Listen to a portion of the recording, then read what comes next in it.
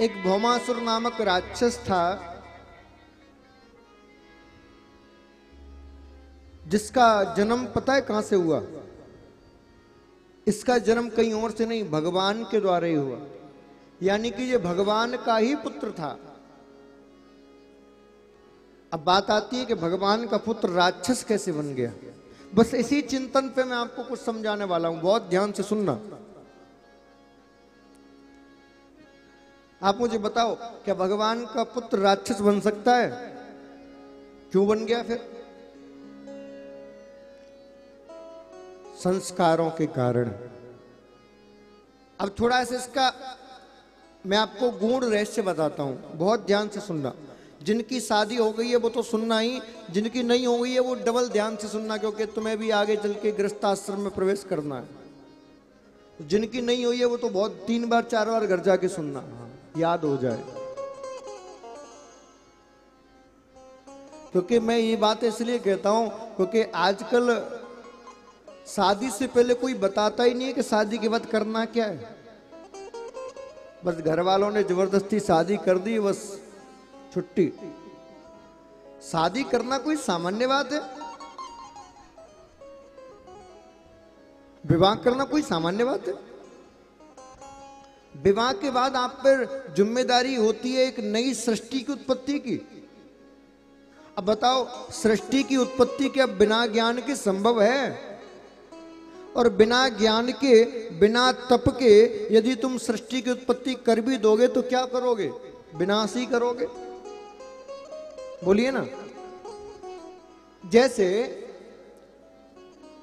आप विज्ञान के छात्र हो, ठीक है, आपने विज्ञान की कक्षा में एडमिशन तो ले लिया, लेकिन पढ़ने नहीं गए एक भी दिन,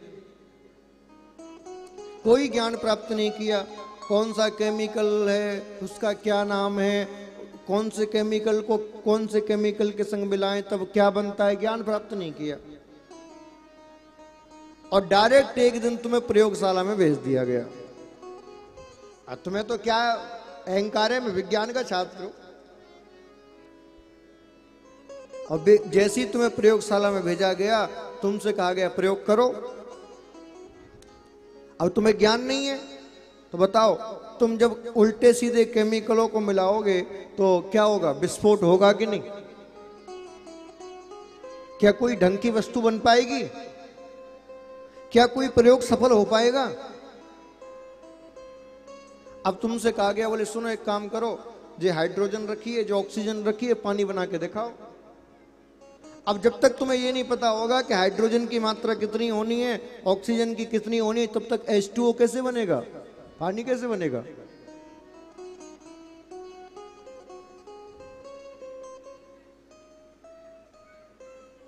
अब तुमसे किसी व्यक्ति ने कह दिया, बोले सारे केमिकल रखें, तुम एक काम करो, H2SO4 बना के दिखाओ, सल्फर डाइऑक्साइड। अब तुम्हें ये नहीं पता ही नहीं होगा कि सल्फर डाइऑक्साइड में कौन कौन से केमिकल यूज होते हैं, तो क्या बना पाओगे? नहीं बना पाओगे।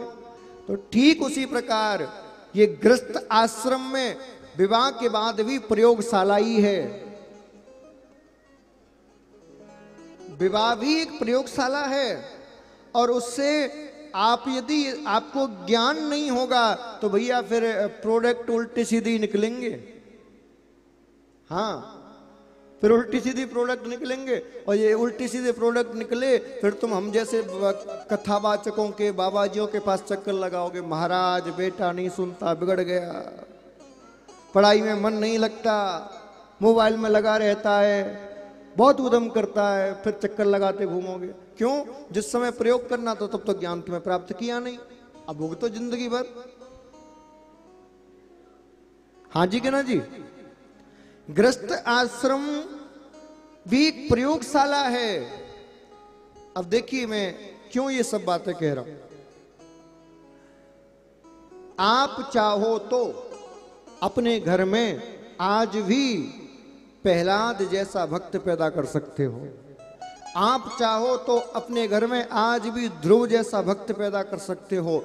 आप चाहो तो अपने घर में आज भी आर्यभट्ट जैसा ज्ञानी पैदा कर सकते हो, आप चाहो तो आज भी अपने घर में चाणक्य जैसा बुद्धिजीवी पैदा कर सकते हो, लेकिन कैसे करोगे? विधि पता होना चाहिए। जब तक विधि पता नहीं होगी तब तक नहीं कर पाएंगे, और हमें कोई विधि बताता नहीं। गड़बड़ तो यही होती है, घर वालों ने जबरदस्ती शादी करा दिया और सखियां क्या सिखाती हैं तो सब जानते ही हो, लेकिन जो सिखाने वाली चीज है वो किसी ने सिखाई नहीं। हाँ जी कि ना जी? इसीलिए हमारे सनातन धर्म में मुख्य रूप से 16 संस्कारों का वर्णन आया है, क्योंकि कथाएं तो ज्यादातर आपने सुनी है और सुन सुन के बूढ़े हो गए, कुछ लाभ मिला नहीं। इसीलिए थोड़ा सा इन बातों को सुन लो, जिससे आपके जीवन में सुधार आ जाए, आगे आने वाली पीढ़ी आपकी मंगलमय बन जाए।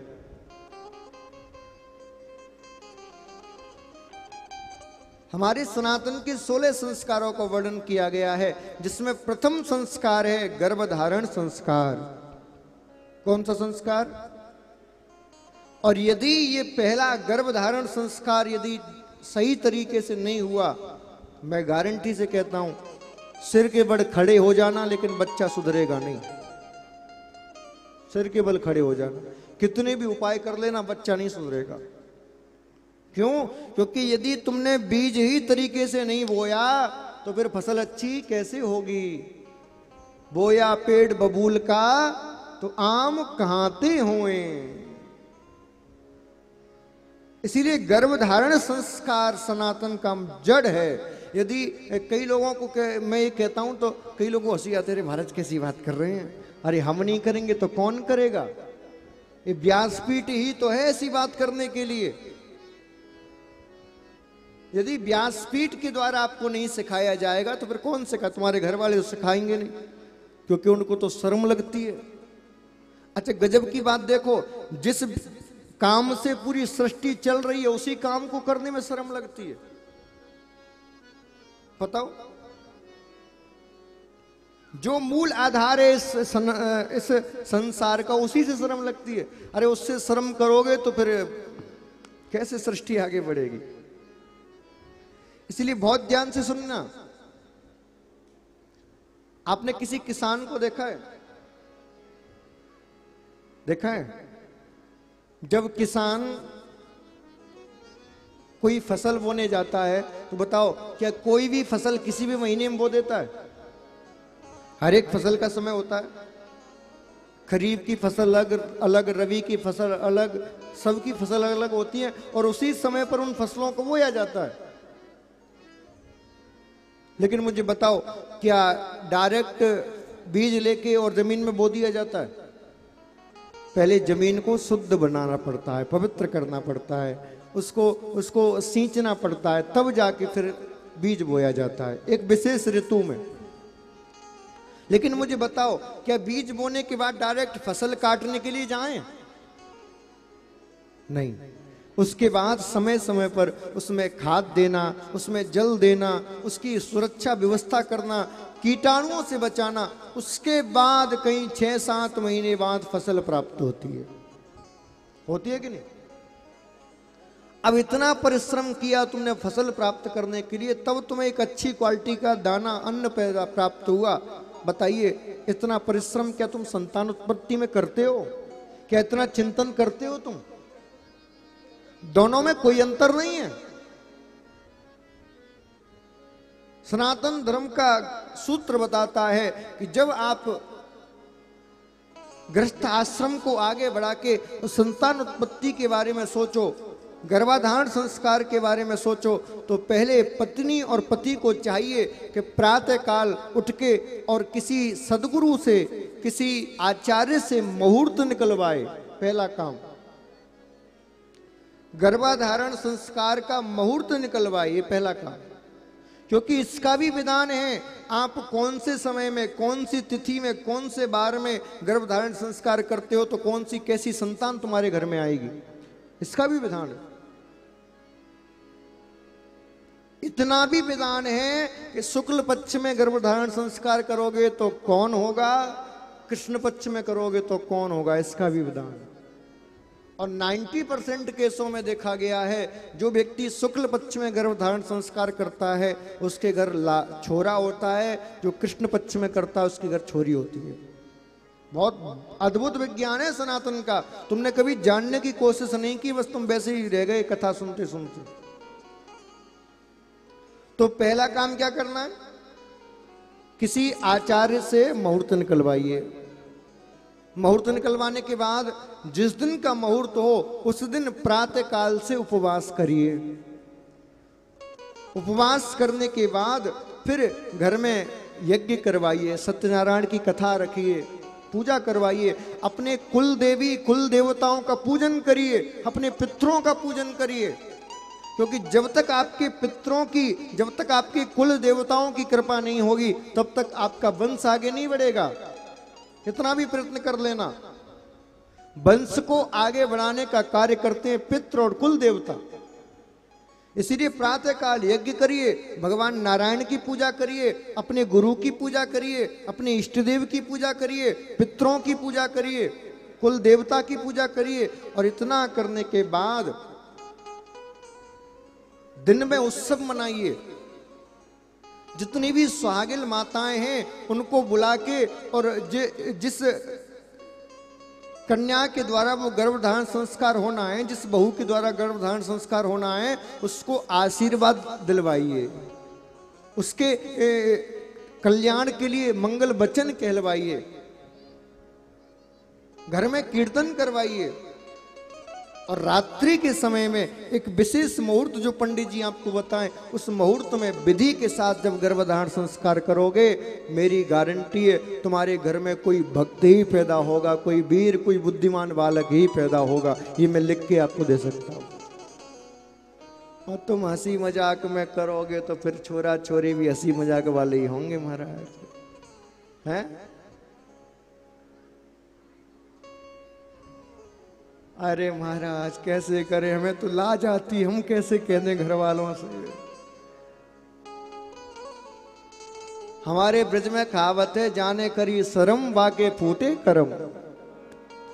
तो कभी संस्कार करने में शर्म मत करना। बुरा काम करने में तुम्हें बिल्कुल शर्म नहीं आती, झूठ बोलने में बिल्कुल शर्म नहीं आती है,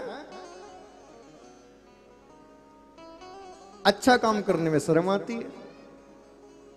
भगवान श्री कृष्ण ने गृहस्थाश्रम में जीवन जीने की कलाएं आपको सिखाई हैं। यदि ये कलाएं यदि आप भगवान से नहीं सीखोगे तो भैया पूरा जीवन आपका नष्ट हो जाएगा।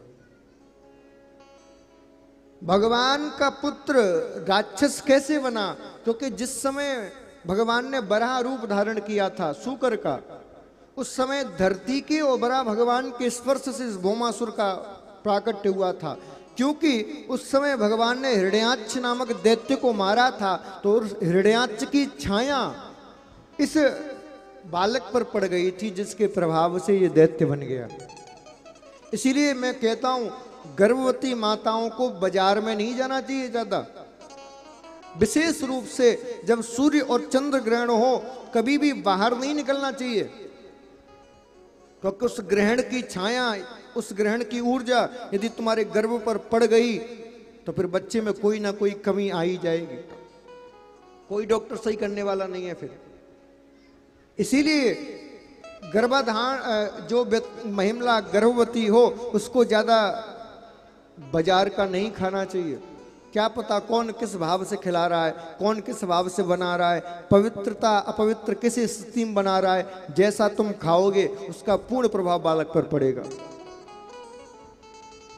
यदि आप घर में अच्छा बालक चाहते हो तो 5 नियमों को अपना लो, 5 ज्यादा नहीं। पहला, मुहूर्त निकलवा के ही गर्भाधारण संस्कार करें। दूसरा, 7वें महीने से और 5 वर्ष तक जब तक बच्चा बड़ा नहीं हो जाता, ऐसा कहा जाता है कि वो अपने जीवन का 95% ज्ञान सीख जाता है। इसीलिए कम से कम इन 5 वर्षों में विशेष रूप से बच्चे का और माता का ध्यान रखिए। तीसरा नियम, 7वें महीने से और 9वें महीने तक 2 महीने के लिए विशेष सावधानी की जरूरत है, क्योंकि 7वें महीने में उस गर्भ के अंदर आत्मा प्रवेश कर जाती है। जैसा आप देखती हो सुनती हो वो सब महसूस करने लग जाता है, उसकी धड़कनें शुरू हो जाती हैं। तो 7वें महीने से और 9 महीने के लिए इन माताओं के हाथ से ये स्मार्टफोन मोबाइल हटा लिया करो, मोबाइल छीन लिया करो इनसे। टीवी का कनेक्शन कटवा दिया करो 2 महीने के लिए। क्यों? क्योंकि माताजी यदि मोबाइल में सेल्फी ले लेके डालेंगी, 24 घंटे वो नाचने गाने वाले टीवी पे देखेंगी, तो बच्चा गर्भ से ही वैसे ही पैदा होगा। फिर वो कथा सुनने नहीं जाएगा, फिर वो स्कूल में पढ़ने नहीं जाएगा, फिर वो टिकटॉक पे और इंस्टाग्राम पे रील ही बनाएगा महाराज, उल्टा सीधा एक्टिंग कर करके। हाँ जी कि ना जी? और आज के घर घर में यही हो रहा है, बच्चे बस नाचने और रील बनाने में ही लगे। गजब की बात देखिए, पहले जब विवाह होते थे तो नाचने के लिए जो नचनियां होती थी उनको बुलाया जाता था। अब जरूरत ही नहीं है, क्योंकि घर की सब नचनियां बन गई हैं। स्त्री की मर्यादा नहीं है भरे समाज में जुल्फों को फैला के नाचना। यदि आपको नाचना है, जहां पर केवल स्त्रियां स्त्रियां हो, खूब नाचो, कौन रोक रहा है तुम्हें। लेकिन पराये पुरुषों के सामने तुम नाचती हो, ये सभ्य घर की औरतों को शोभा नहीं देता।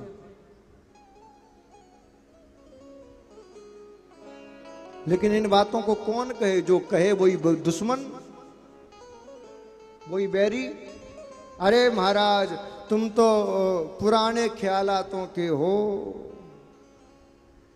तुमने नया ख्यालातों के बन के क्या प्राप्त कर लिया बताओ? केवल डिप्रेशन, चिंता, 1000 प्रकार की बीमारियों के अलावा तुमने कुछ प्राप्त किया हो तो बता दो, बता दो क्या प्राप्त कर लिया नए जमाने की बन के। स्त्री जब तक मर्यादा में रहेगी तब तक पूजनीय होगी, और जैसी स्त्री मर्यादा का उल्लंघन करेगी तो भैया रावणों की कमी नहीं है। जब जब सीता अपनी मर्यादा को लांघेगी तब तब रावण आएगा उसको उठाने के लिए, मैं प्रमाणित रूप से कहता हूं। और ये तो कलयुग है, कलयुग में तो स्थिति क्या है? संत कहते हैं कलयुग बैठा मार कुंडली, जाऊं तो अब कहां जाऊं, अब हर घर में रावण बैठा, इतने राम कहां से लाऊं, कहां से लाऊं? 2 लाइन गा लो जरा मेरे से, और समझ में आ जाए तो जीवन में उतार लेना। कलयुग बैठा मार कुंडली, जाऊं तो मैं कहां जाऊं, कलयुग बैठा मार कुंडली,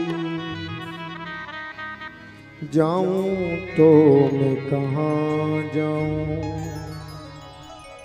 अब हर घर में रावण बैठा, इतने राम कहां से लाऊं, अब हर घर में रावण बैठा, इतने राम कहां से लाऊं, कलयुग बैठा मार कुंडली, जाऊं तो मैं कहां जाऊं, कलयुग बैठा मार कुंडली, जाऊं तो मैं कहां जाऊं, अब हर घर में रावण बैठा, इतने राम कहां से लाऊं, अब हर घर में रावण बैठा, इतने राम कहां से लाऊं।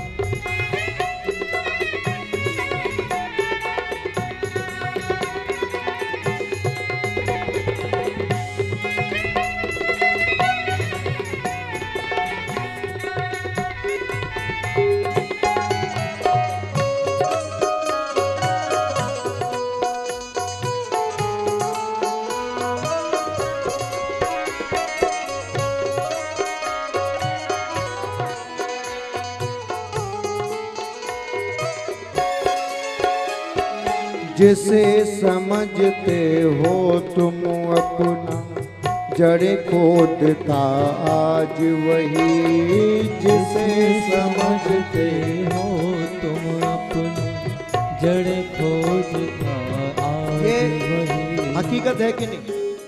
जिस पर हम सबसे ज्यादा फेथ करते हैं, विश्वास करते हैं, धोखा वही देता है। जो जिसको हम जानते नहीं वो कभी धोखा नहीं देता, जो अपना होता है वही धोखा देता है। और भैया कहते हैं ना, उसने धोखे पे धोखा दिया, प्यार हमने उसी से किया। धोखा वही देता है जिससे हम प्यार करते हैं। जिसे समझते हो तुम अपना जड़ खोदता आज वही, जिसे समझते हो तुम अपना जड़ खोजता आज वही। रामायण की बातें जैसे लगती है सपना कोई, रामायण की बात हो जैसे लगती है सपना कोई। आज ऐसा लगता है कि वो रामायण की बातें, वो भरत का खड़ाऊं सिर पे रख के अपनी भैया की ओर ले जाना, वो केवट का बार बार चरण धोना, वो सबरी का इंतजार करना, ऐसा लगता है ये सपने की बातें। हकीकत में ऐसा नहीं होता होगा। क्यों? क्योंकि आजकल के लोग ऐसे नहीं रहे। जिसे समझते हो तुम अपना जड़ खोदता आज वही, जिसे समझते हो तुम अपना जड़ खोदता आज वही। रामायण की बातें जैसे लगती है सपना कोई, रामायण की बात जैसे लगती है सपना कोई। तब थी दासी एक मंत्रा, तब थी दासी, तब थी दासी एक मंत्रा, जो घर घर में अब पाऊं, तब थी दासी एक मंत्रा, जो घर घर में अब पाऊं, अब हर घर में रावण बैठा, इतने राम कहाँ से लाऊं, अब हर घर में रावण बैठा, इतने राम कहाँ। पहले तो त्रेता युग में पूरे में केवल एक मंत्रा हुई, केवल एक। लेकिन भैया आज तो घर घर में मंत्रा बैठी हैं, जो उनका काम ही है कि कैसे गृहस्थी टूट जाए। उनका एक ही काम है कि कैसे पति पत्नी में झगड़ा हो जाए। उनका केवल एक ही काम है कि कैसे घर में परिवार में कलह हो। अब घर घर में मंत्रा बैठी हुई है। कलयुग बैठा मार कुंडली, जाऊं तो मैं कहाँ जाऊं। कलयुग बैठा मार कुंडली, जाऊं तो मैं कहाँ जाऊं। अब हर घर में रावण बैठा, इतने राम कहाँ से लाऊं। अब हर घर में रावण बैठा, इतने राम कहाँ हो। से लाऊं।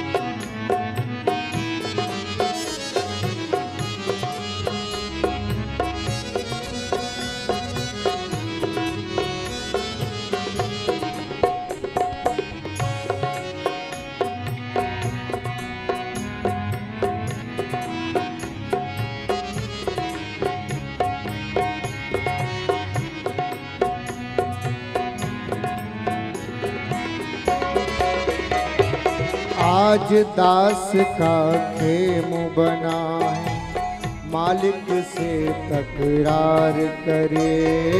आज दास का खेम बना है, मालिक से तकरार करे। आज किसी पर दया करके आप किसी से कहो, बोले भैया ठीक है तू हमारे घर में काम कर,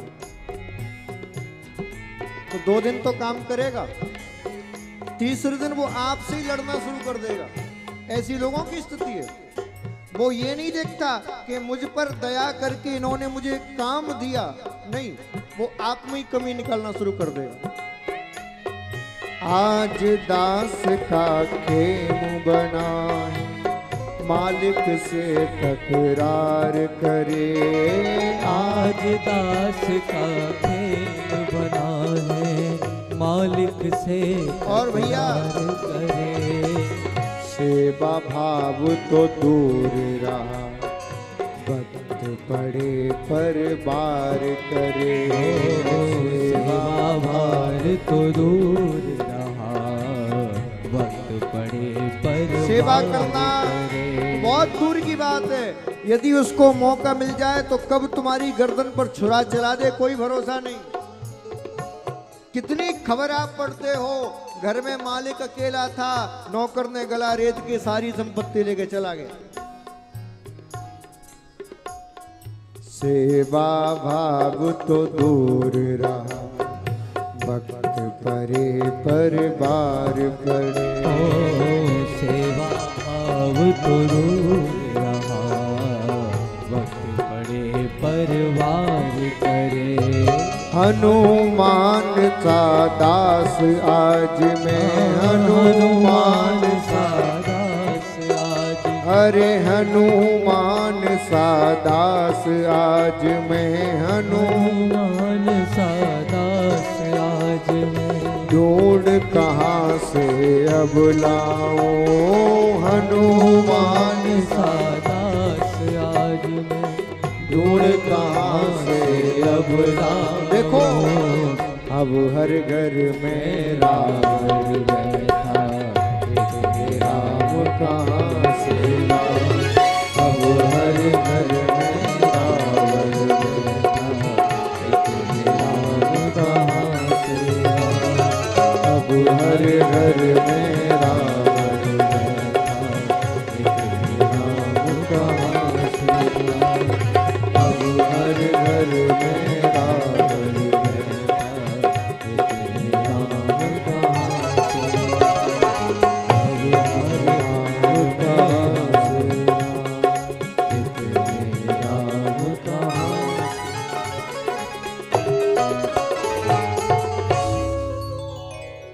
कलयुग बैठा मार कुंडली, जाऊं तो मैं कहाँ जाऊं। कलयुग बैठा मार कुंडली, जाऊं तो मैं कहाँ जाऊं। अब हर घर में रावण बैठा, इतने राम कहाँ से लाऊं। इतने राम कहाँ से, इतने राम कहाँ से लाऊं। बंधुओं, भगवान ने उन समस्त भौमासुर के द्वारा बंदी बनाई हुई राजकन्याओं से विवाह किया है और अब भगवान के विवाह हो गए 16,108।